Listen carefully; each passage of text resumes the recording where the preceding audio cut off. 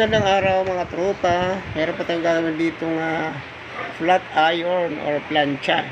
Yung mga mahilig po dyan magkakalikot ng mga appliances sa bahay. Hindi po ay tumawag ng mga technician kaya itong mga plancha, tropa plancha, hindi po siya nag-iinit, flat iron. Ngayon, ang gagawin natin, chichikin mo kung marunong gumamit ng tester mga tropa. Chichikin mo to, bubuksan mo. Wala siyang power pag sinaksak mo, hindi siya may ilaw.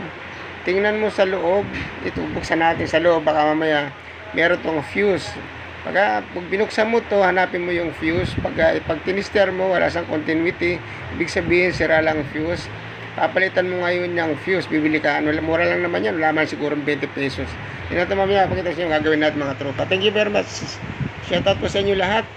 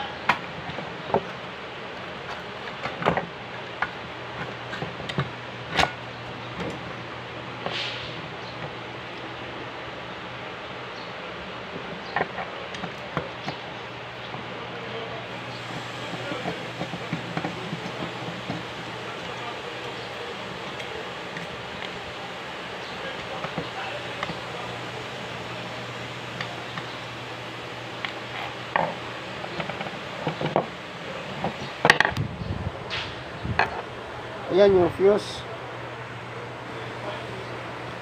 Ayan yung fuse mga tropa. Ayan. Babaybayin nyo rito mga kawayan. Pag nakita nyo may balot na yan, ibig sabihin nandyan yung fuse. I-check natin. Fuse yan, fuse. Ayan.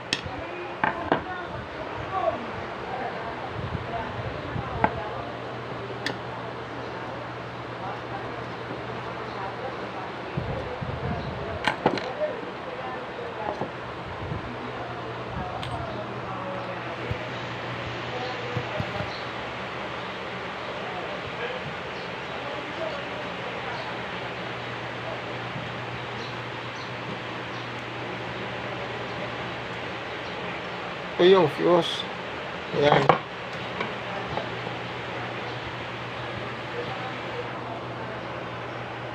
Ayan ang fuse. Check natin yan. Pag sobra kasing gamit, pag overheat, pumuputok yung fuse na yan. Ayan. Isa na kayo kasi kulang may hawak ng cellphone ko. Wala akong cameraman.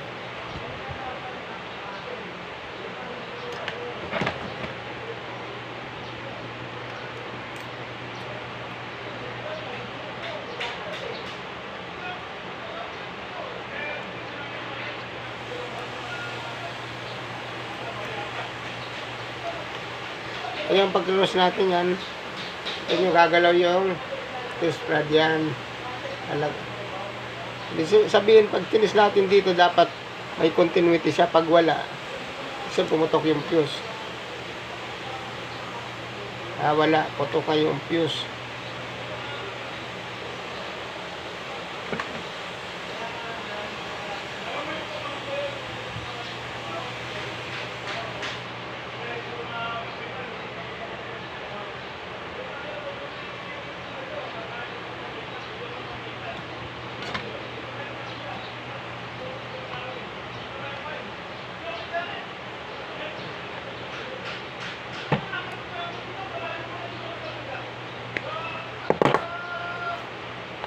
Diba? Ayan.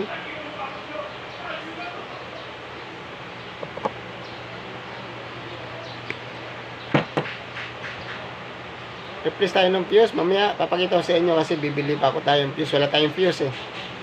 Yan, hanapin nyo lang to, yung fuse. Yan, fuse lang hanapin nyo. Kaya nito, yung may balot na ganito, yun ang fuse. Pagka sinaksak mo lang kuryente, walang ilaw, ibig sabihin, putok lang to. Kaya alam mo kayo, nasisira to mga trupa dahil pag gumawit ka ng plancha, tataas mo ng, sasagad mo yung pihit. Mag-overheat yan, sobrang init. Tapuputok na ngayon itong fuse. Pag wala namang fuse yan, maluluwas sa gustong mga wire. Thank you very much po. Pagkabili tayo ng fuse, pakita sa inyo mamaya. Dudugtongin nyo lang naman ito pag makabili tayo ng fuse. Pag may panghinang ka, yan, dudugtong mo lang yan. Ito, yan, dugtong lang, hinangin mo. So, okay na. Bili tayo ng fuse, mamaya wala akong stock eh. Yan na mga ayan, nalagyan ko na ng fuse. Di ko na mapapakita kasi ako lang nagmahawak ng itong aking cellphone. Ito na pinagpalitan natin, pumutok na fuse. Ito. At ito naman yung bago natin. Ano lang yan, 10 amperes. Kung bibili po kayo ng fuse, check nyo kung anong nakalagay. 10 amperes or 5 amperes. Kailangan ko ang nakalagay yung 10. 10 din ang bilhin nyo kasi pag mababa na ilagay nyo, puputok din uli yun. Kailangan sakto 10 amperes. Hindi pwedeng mas mataas kasi hindi sa puputok, susunog yung mga wire dito. Ayan. Kapit natin mamaya. Ito yung pinagpalitan. Ito na yung bago. Siya hindi ko napakita. Walang mahawak kasi yan. Babalik mo yan para hindi magka-ground.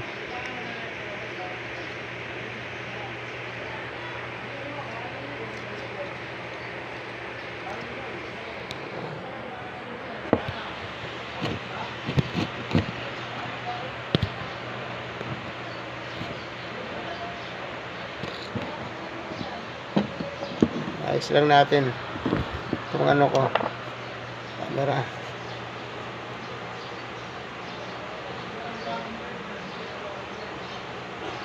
Ayan. Tapos saan pa nakalagay kanina, meron to kasing clip dito.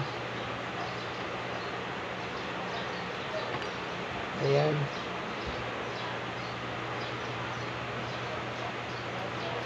Andito, kunwari lang, para may magawa tayo.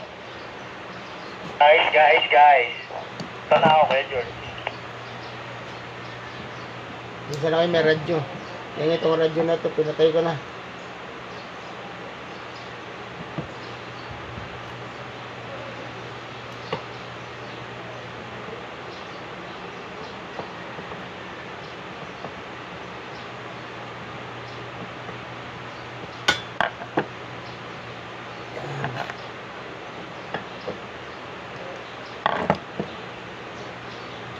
Tapos balik natin, check natin itong ano kung meron na continuity.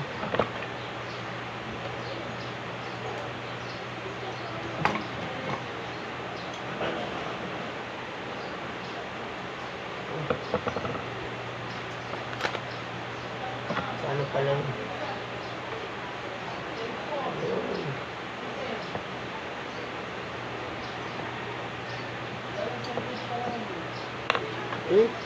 Meron na.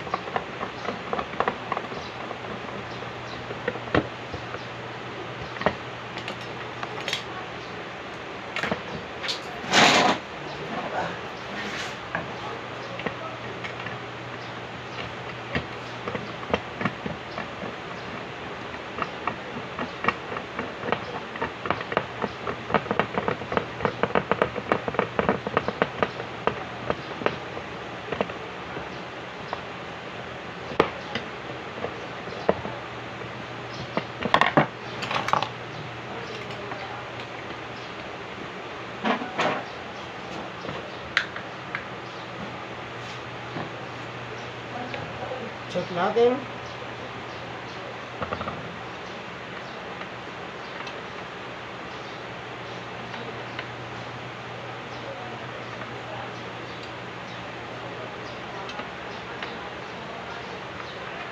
Okay na. Ayun, balik natin yung takip ngayon.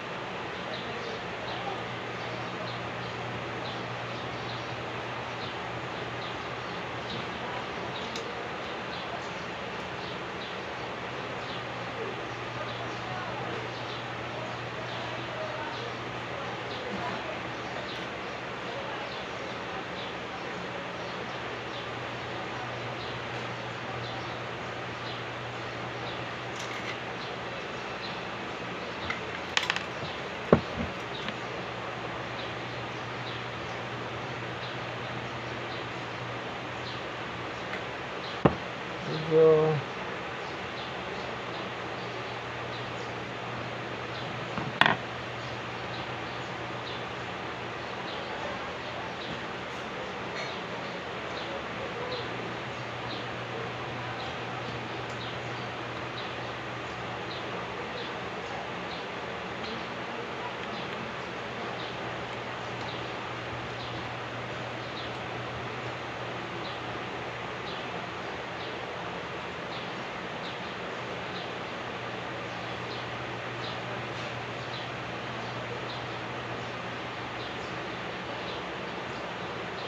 hirap lang ikabit. Para magkakabit,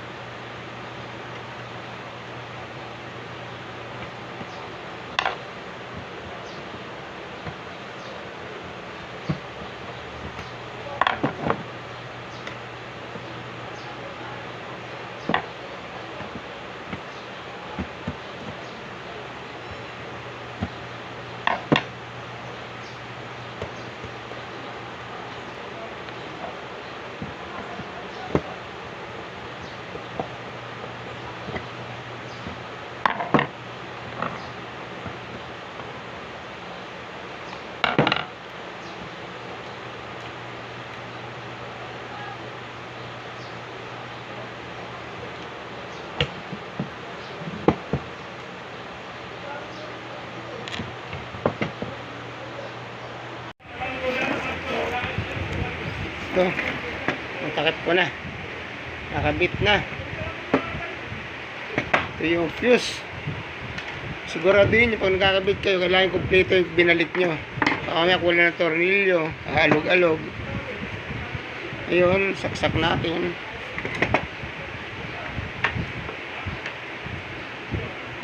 Ayan, saksak natin. Ayan, naka-off siya. Naka-off. Kailangan pag pinito, umilaw dapat dito. Ayan. Yun. Okay na po yan. May ilaw na siya. Pagka umilaw yan, ibig sabihin may papasok ng kuryente. May init na yan.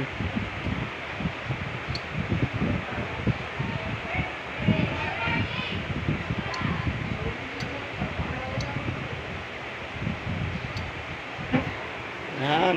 Subok, subok. Subok. Mainit na. Init na. Yan, okay na. Off mo yan. Ayan. Sana makapanood dito, sana kahit paano may matutunan. Paggawa nga lang ng isang flat iron, kayang-kayang gawin nyo ito sa bahay nyo. Thank you very much po.